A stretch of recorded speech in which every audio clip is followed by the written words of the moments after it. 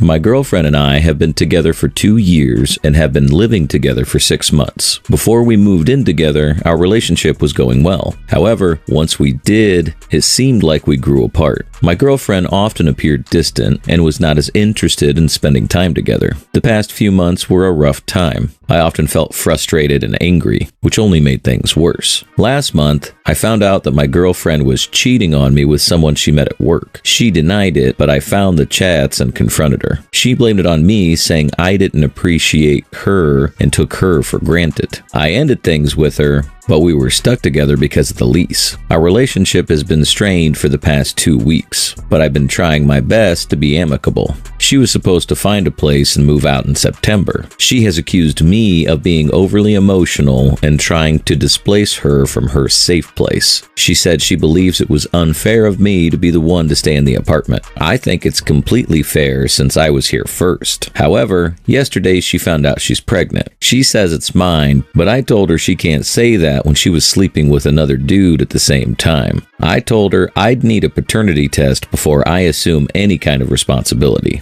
I feel like my whole world has been upended. I do not want the baby to be mine. I do not want to have a connection to her for the rest of my life. She's since been trying to get me to do things for her. Today, she asked me to put a hot water bottle on her back because her back was aching. I told her off and she got all huffy. Her friend texted me, asking me to grow up and step up as her partner. X has been sending me links to baby items and stuff for the nursery nonstop. Help me out here. Edit. Okay, I get the message loud and clear. I'm looking up lawyers right now. Update. I made a post here last month of my ex being pregnant. I found a lawyer and he instructed me to get out of the mess as quickly as possible because in some cases, living under the same roof could mean you are willing to assume the responsibility of the woman and the child, which could give the woman a cause to sue for child support. So I broke the lease and got out of there fast. Then I blocked her and all communication was via the lawyer. My ex went ballistic and turned up at my buddy's door with her girlfriends, but my buddy and his brother blocked them. I really owe them a big one.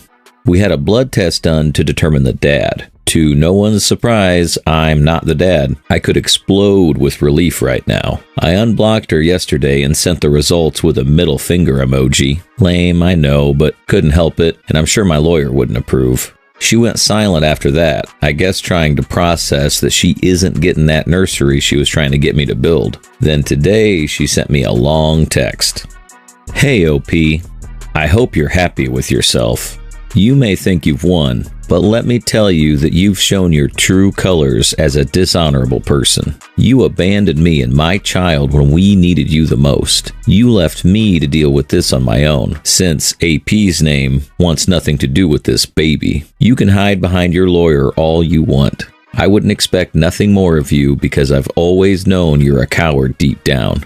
The first sign of responsibility, and of course, you ran. You're the worst kind of partner a woman could have, and I'm glad I was given the chance to see who you are before making a lifelong commitment. It's easy to send the middle finger emoji from a safe distance, but it just proves how immature and petty you are. I never thought you could be so cold. I thought you'd at least come to care about the child if you spent enough time with me. Men adopt children that aren't theirs all the time and bring them up like their own. You might never be able to have biological children, so this could have been your one chance to be the dad you want to be. You had a chance to be a bigger person, to show some compassion, but you chose the low road. I thought I knew you, but I guess I was wrong. If this is how you treat people you once loved, then I pity anyone who has the misfortune of being in your life in the future. One day you'll realize what you've done and regret it, but by then it'll be too late. Goodbye, and I hope you never have to experience the kind of betrayal and abandonment you've shown me. X's name. She washed her hands of me, I guess. Poor me. So, there it is. It's nothing exciting or unpredictable in the end. Thanks to everybody who gave advice and wished me well. If there's more development, I'll update. Take care. Now for some comments. First off, good for you for getting out of that toxic situation. It's insane that your ex would expect you to take responsibility for a child that isn't yours. Her trying to guilt you into being a dad to her affair partner's baby is beyond manipulative. Glad you got the paternity test and cleared things up. Stay strong and keep moving forward.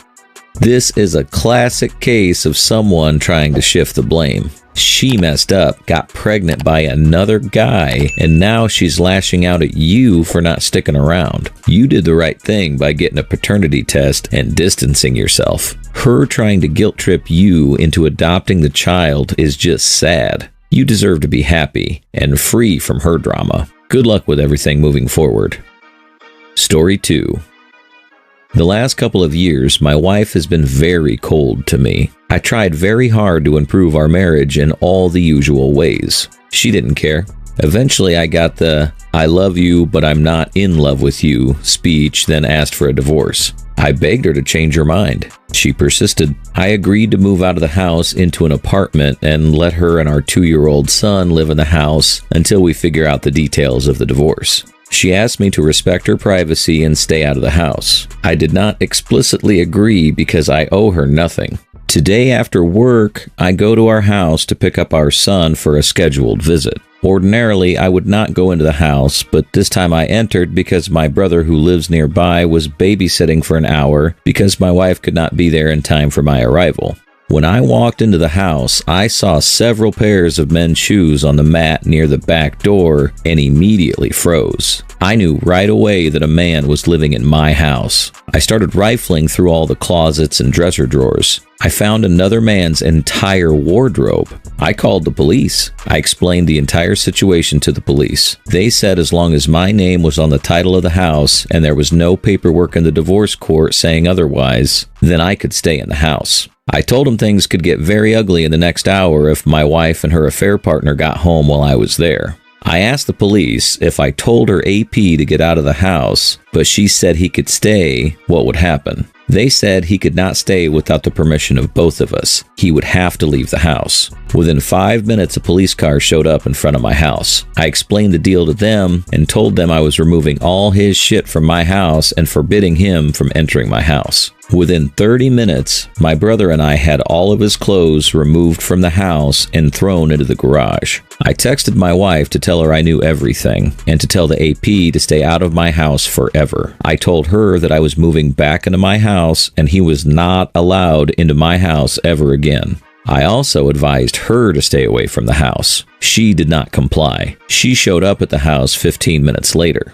Fortunately, the police were there to act as a buffer and to explain my rights to her. She left the house and did not come back tonight. I have no idea where she went. There is simply no way I am paying the mortgage for another man to live in my beautiful house while I live in a small apartment. Nor will I let another man near my son without knowing everything about him. My plan now is to do everything to keep her AP away from my son and him out of my house. I doubt they have a place to stay in the near term. They weren't expecting to find a new place to live this week or this month. We live in an area where it can take months to find a decent apartment in an average neighborhood. They are fucked. I'm glad they're fucked. More later. What should I do going forward? Involving the police was a smart move. And now there's an official record that she allowed this person near your son. A lawyer can use that when addressing custody issues. What kind of a simp moves into another man's house? I bet he's unemployed. Better to get your lawyer look into his background to see if he has any criminal history. If he does, that'll favor you in getting full custody. Make sure to document every interaction with her and keep a detailed journal of your activities with your son. Good luck. Now for some comments.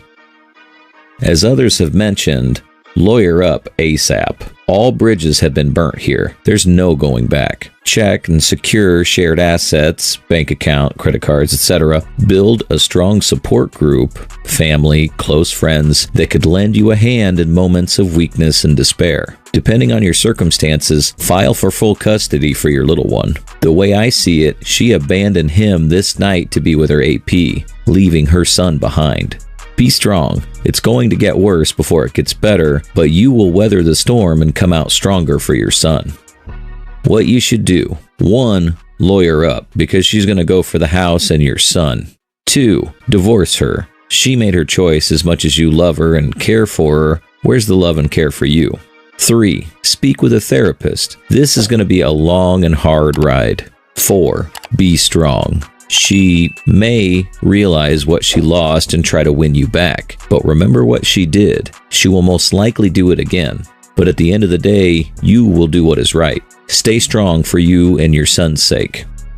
I think you made the right choice. It was your wife's decision to step outside of her marriage. It would be one thing if the divorce was final and she'd moved on, but you still own that house. Why should you foot the bill for another man to live there? It seems irresponsible on her part that she already introduces another man into her kid's life. Besides, the house is both of yours, not just hers. She either has to live with you while you're in the house or find another place to live. That only seems fair.